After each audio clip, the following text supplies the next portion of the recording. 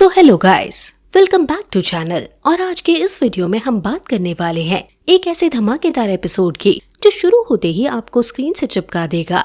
यहाँ आप देखोगे जियान और मास्टर याओ शेन की वापस आती हुई जर्नी पर एक बड़ा ट्विस्ट, जहाँ एनिमीज उनकी हर मूव पर नजर रखे बैठे हैं और साथ ही एक जबरदस्त बैटल होने वाली है जिसमें हर पंच, हर स्ट्राइक और हर एक्सप्रेशन डिटेल में समझाया गया है। और सबसे बड़ी बात ये है कि इस एपिसोड में आपको मिलेगा सस्पेंस, एक्शन और दोस्ती का एक ऐसा टेस्ट जो जियान की जिंदगी का नया चैप्टर खोल देगा। तो वीडियो को एंड तक जरूर देखना, क्योंकि इस स्क्रिप्ट में हर सीन सिनेमैटिक नरेशन के साथ आपको ऐसा फील होगा जैसे आप खुद बैटल के बीच में मौजूद हो। एपिसोड की शुरुआत होती है जब जियान और मास्टर याओ शेन हवा में एक लंबी उड़ान भरते हुए वापस लौट रहे होते हैं। उनके पीछे कुछ डिसाइपल्स भी हैं जो ऑक्शन के बाद थोड़ा रिलैक्स फील कर रहे होते हैं। जियान के दिमाग में बस एक ही थॉट घूम रहा होता है। उसने सोचा था पूरे लोटस डेमन फायर का मैप हासिल करने में कितने ट्विस्ट और ट्रैप्स आएंगे, लेकिन सब कुछ इतना स्मूथली हो गया जैसे कोई हिडन हैंड उसके रास्तों को क्लियर करता रहा हो।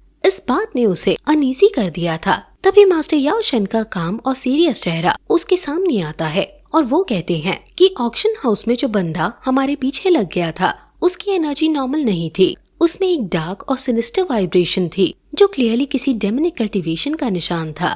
उसी वक्त अचानक से आसमान के चारों तरफ एक पर्पल लेयर की एनर्जी फैलने लगती है, जैसे किसी ने उसके पूरे ग्रुप को एक केज में बांध दिया हो। एक जाल जो कंटिन्यूअसली कंप्रेस हो रहा था। हवा में से एक गहरी और खतरनाक आवाज गूंजती है जो बोलती है, इतनी जल्दी किस बात की है? इस सफर को खत्म करने की मुझे उम्मीद नहीं थी कि याओ शेन तुम वापस रीसरेक्ट हो जाओगे, और ना ही ये सोचा था कि दो सुंदर लड़कियों से मेरा सामना होगा। पर्पल एनर्जी की लेयर्स को चीरते हुए सामने आते हैं स्कॉर्पियन ब्रदर्स, जो यूनिक सेक्ट के स्कॉर्पियन डेमन्स के नेम से पूरे जोंगजू में बदनाम है। इनकी रेपुटेशन इतनी घटिया है कि लोग इनका नाम सुनते ही थरथराने लगते हैं, क्योंकि इनकी फीमेल डिसाइपल्स इनके लिए सिर्फ एक फ्लैश कॉल्ड्रॉन होती है, जिससे ये अपनी डेमनिक पावर एब्जॉर्ब करके अपने आप को स्ट्रॉन्ग बनाते हैं। और इनके गंदे प्रैक्टिसेस की स्टोरीज जोंगजू के हर कॉर्नर में फैली हुई है। स्कॉर्पियन ब्रदर्स के सामने आते ही उनके छोटे स्कॉर्पियंस डेमन ग्रुप के चारों तरफ घूमना शुरू कर देते हैं।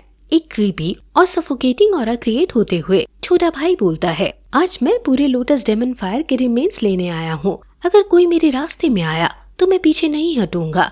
उसकी आवाज में इतना कॉन्फिडेंस और एरोगेंस था जैसे वो ऑलरेडी जीत चुका हो। मास्टर याओ शेन का जवाब ठंडा पर शार्प होता है। वो कहते हैं कि अगर तुम्हें मैप चाहिए तो तुम्हें पहले मुझसे गुजरना होगा। रूई भी गुस्से में खड़ा हो जाता है। स्कॉर्पियन ब्रदर उसके ऊपर हंसता है और कहता है, तुम सबको खत्म कर दूंगा और उसके बाद कोई नहीं बचेगा जो जान सके कि मैप हाथ में था। उसके चेहरे की स्माइल उसके ओवर कॉन्फिडेंस का प्रूफ देती है।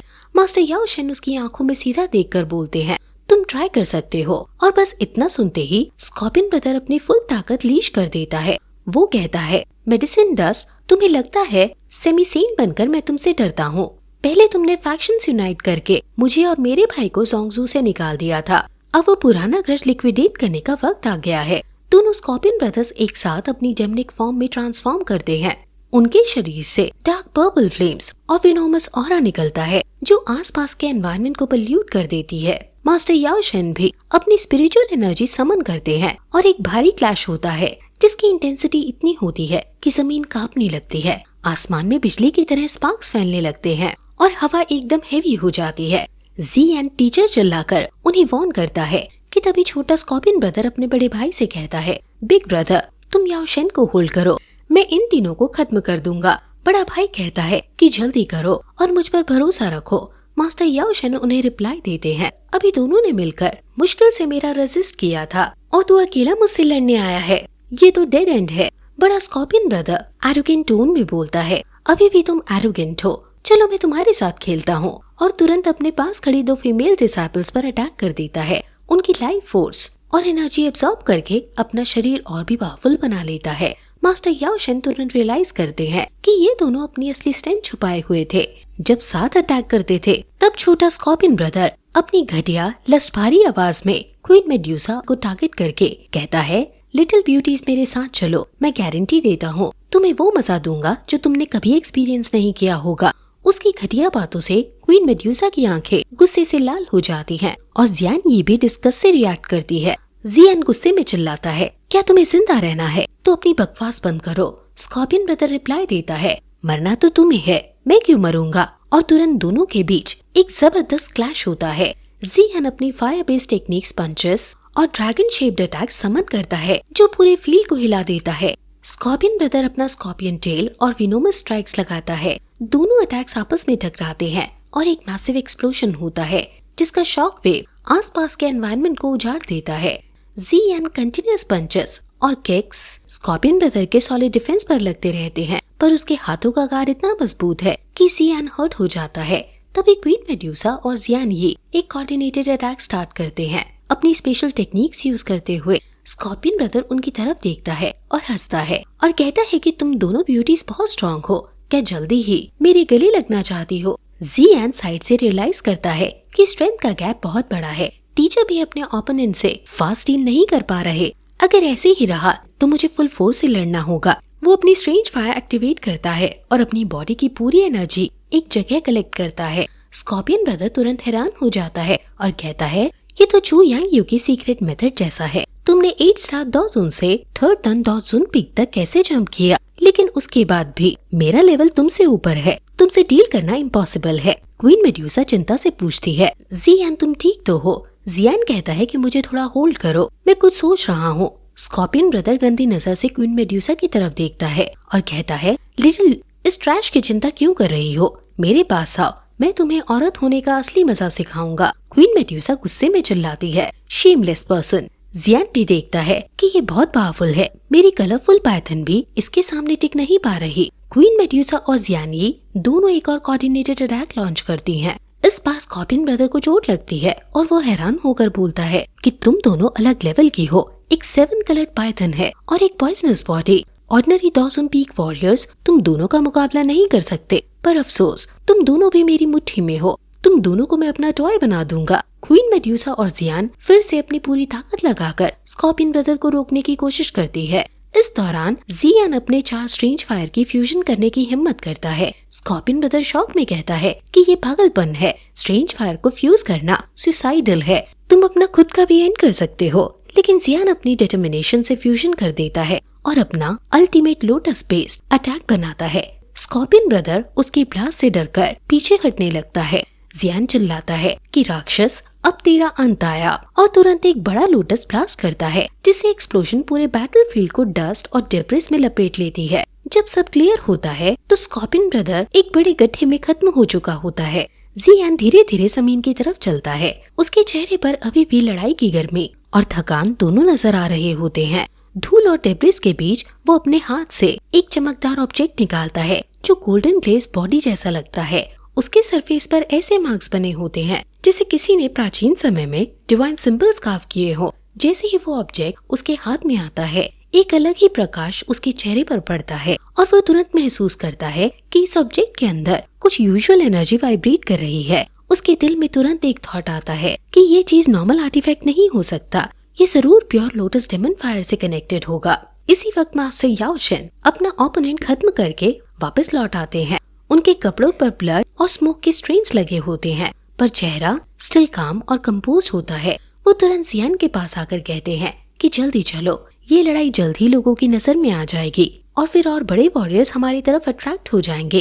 ये जगह और सेफ नहीं रही, हमें तुरंत यहाँ से निकलना होगा। ग्रुप बिना वक्त गवाए हवा में लिफ्ट लेता है और एक पुराने सेफ प्लेस में चला जाता है जो आसपास की एनर्जी से हिडन होता है। वहाँ पहुंचकर सब थोड़ा सा रिलैक्स फील करते हैं और मास्टर याओ शेन के कहने पर वो प्योर लोटस डेमन फायर के मैप के पीसेस को निकालकर कंबाइन करते हैं। धीरे धीरे जैसे ही पीसेस एक दूसरे से जुड़ते हैं, एक पूरी पिक्चर सामने आती है। जियान मैप को देखता है और थोड़ा कंफ्यूज होकर कहता है कि ये तो एक नॉर्मल पिक्चर लग रही है, इसमें ऐसा कुछ स्पेशल नहीं दिख रहा। मास्टर याओ शेन उसके कंधे पर हाथ रखते हैं और कहते हैं, बेटा ऐसे आर्टिफैक्ट्स कभी भी नॉर्मल नहीं होते, उनकी असली रियलिटी समझने के लिए अलग मेथड्स यूज करने पड़ते हैं। उनकी आवाज में एक विजडम और कामनेस होती है जो सबको साइलेंट कर देती है। सबसे पहले मास्टर याओ शेन सजेस्ट करते हैं कि एक ड्रॉप ब्लड ट्राई करो। जियान अपना अंगूठा काट कर एक छोटी सी ब्लड ड्रॉप मैप पर गिराता है, पर कुछ नहीं होता।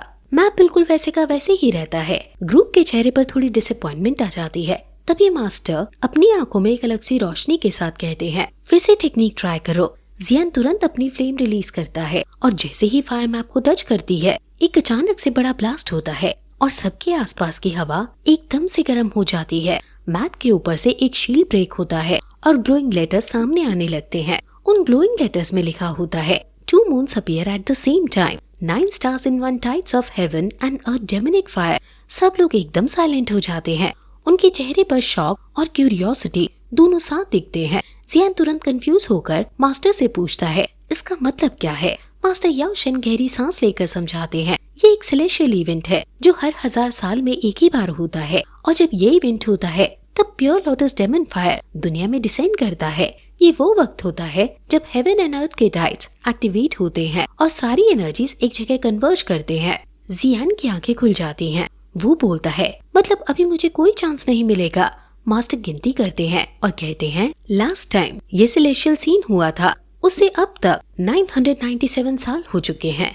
इसका मतलब बस 3 साल बाद फिर से ये इवेंट होगा, और जैसे ही वो होगा दुनिया के हर तरफ के वॉरियर्स, चाहे वो ह्यूमंस हो या डेमन, सब इसके पीछे लगेंगे और तब एक ऐसा ब्लडशेड होगा जिसे पहले कभी नहीं हुआ होगा। उनकी आवाज में एक वार्निंग थी जो सबको समझ आ रही थी।